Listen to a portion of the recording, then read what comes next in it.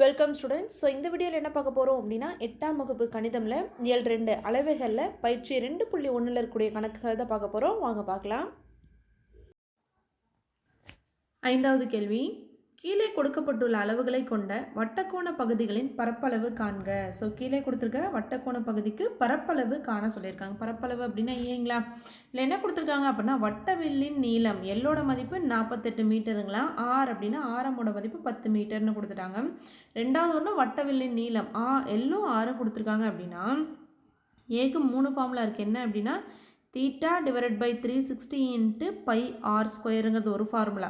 இது எப்போ பயன்படுத்தும், நமக்கு வட்ட கோணம் கொடுத்து மைய கோணம் தீட்டா அப்படிங்கிறதுனா மைய கோணம் கொடுத்துட்டு மைய கோணமும் ஆரமும் கொடுத்துருந்தாங்கன்னா இந்த ஃபார்முலா யூஸ் பண்ணுவோம்.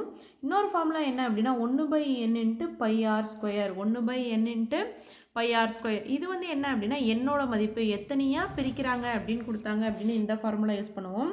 நமக்கு என்ன கொடுக்கல, தீட்டா மைய கோணமும் கொடுக்கல, என் எத்தனையாக அதை வந்து பிரிச்சிருக்காங்க அப்படிங்கிற என்னோட மதிப்பும் கொடுக்கல. என்ன கொடுத்துருக்காங்க, வில்லின் நீளம். அப்போ வில்லின் நீளம் அப்படின்னா LR/2 அப்படின்னு ஒரு ஃபார்முலா இருக்குது. அப்போது ஏ அப்படின்னு என்னது, பரப்பளவு நம்ம கண்டுபிடிக்கிறதுக்கு ஏ. ஸோ என்ன ஃபார்முலா யூஸ் பண்ணுறோம், இங்கே வில்லின் நீளம் கொடுத்தனால L/R/2 வகுத்தல் 2 சதுர அலகுகள் அப்படிங்கிற ஃபார்முலா தான் பயன்படுத்த போகிறோம். ஏ கண்டுபிடிக்க நமக்கு 3 ஃபார்முலா இருக்குது. ஒன்று மைய கோணம் கொடுத்துருந்தா அந்த ஃபஸ்ட் ஒன்று யூஸ் பண்ணுவோம். எத்தனை பிரிவுகளாக பிரிக்கிறாங்கன்னு கொடுத்துருந்தாங்கன்னா இந்த ரெண்டாவது ஃபார்முலா. இங்கே என்ன கொடுத்துட்டாங்க, வட்ட கோணத்தின் நீளம் கொடுத்ததுனால LR பயன்படுத்துகிறோம். இப்போ ஃபஸ்ட்டு ஒன்றுக்கு எல்லோட மதிப்பு என்ன கொடுத்துருக்காங்க அப்படின்னா 48 மீட்டர், ஆரோட மதிப்பு 10 மீட்டர் அப்படின்னு கொடுத்துருக்காங்களா. ஸோ இங்கே பாருங்களா, ஃபஸ்ட்டு ஒன்றுக்கு எல்லோட மதிப்பு 48 மீட்டரும் ஆரோட மதிப்பு 10 மீட்டர் கொடுத்துட்டாங்களா. இதை வந்து ஃபஸ்ட்டு பரப்பளவு கண்டுபிடிக்க போகிறோம். அப்போ A = L/R வகுத்தல் 2. ஸோ இங்கே ஒரு சதுர அலகுன்னா மீட்டர் ஸ்கொயருங்களா. அப்போ எல்லோட மதிப்பு என்ன 48 இன்ட்டு வகுத்தல், ஸோ ஆரோட மதிப்பு 10 வகுத்தல் 2 மீட்டர் ஸ்கொயர் அப்படின்னு வரும். இப்போ என்ன பண்ணணும், 48யும் 10யும் நம்ம பெருக்கிறோம். அப்போ 10ஓட பெருக்கும்போது என்ன ஆகிடும், ஸோ கடைசியில் ஒரு 0 வருங்களா.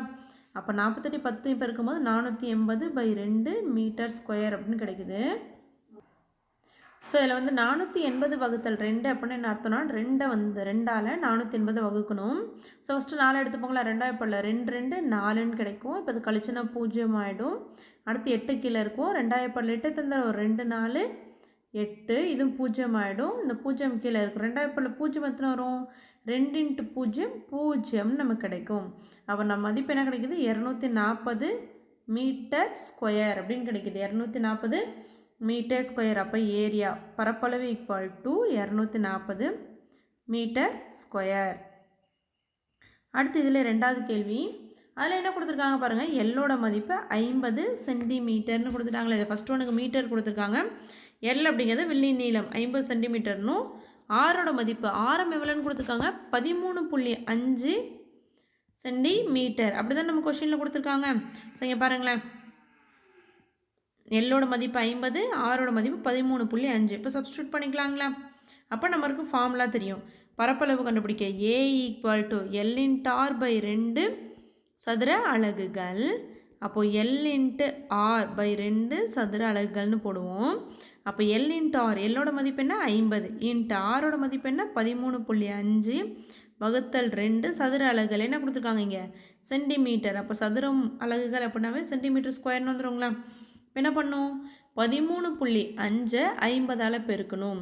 அப்போ 0ஆல் பெருக்கும்போது எல்லாம் 0 வருங்களா. அடுத்து 5ஆல் பெருக்கிறோம். 5 5 25, மீதி 2 I3 5, மீதி 2 17, மீதி 1 ஆகிடும். I1 5 + 1 6ன்னு வருங்களா. இது கூட்டினா 7. ஸோ இந்த மதிப்புக்கு நமக்கு கிடைக்குது. இப்போ என்ன பண்ணுறோம் அப்படின்னா இதில் வந்து நம்ம கடைசியில் எத்தனை இலக்கம் தள்ளிப்புள்ளி இருக்குது பாருங்கள், ஒரு இலக்கம். அப்போ ஒரு இலக்கம் தள்ளிப்புள்ளி வச்சு என்ன வருது, 675 வகுத்தல் 2 சென்டிமீட்டர் ஸ்கொயர்னு கிடைக்குதுங்களா.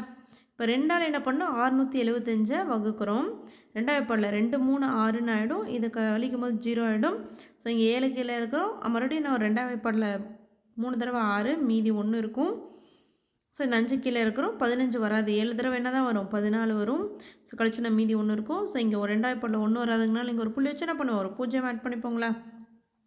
2 பாட்டில் 10 வந்து 5 தடவை நமக்கு 10, மீதி 0 ஆகிடும். ஸோ இப்போ என்ன ஆன்சர் கிடைக்கும், 337.5 சென்டிமீட்டர் ஸ்கொயர். அப்போ பரப்பளவு ஈக்குவல் டு 337.5 சென்டிமீட்டர் ஸ்கொயர் தான் சரியான விடை. இந்த வீடியோவில் உங்களுக்கு எதாவது டவுட் இருந்துச்சு அப்படின்னா கமெண்டில் கேளுங்க. தேங்க்ஸ் ஃபார் வாட்சிங்.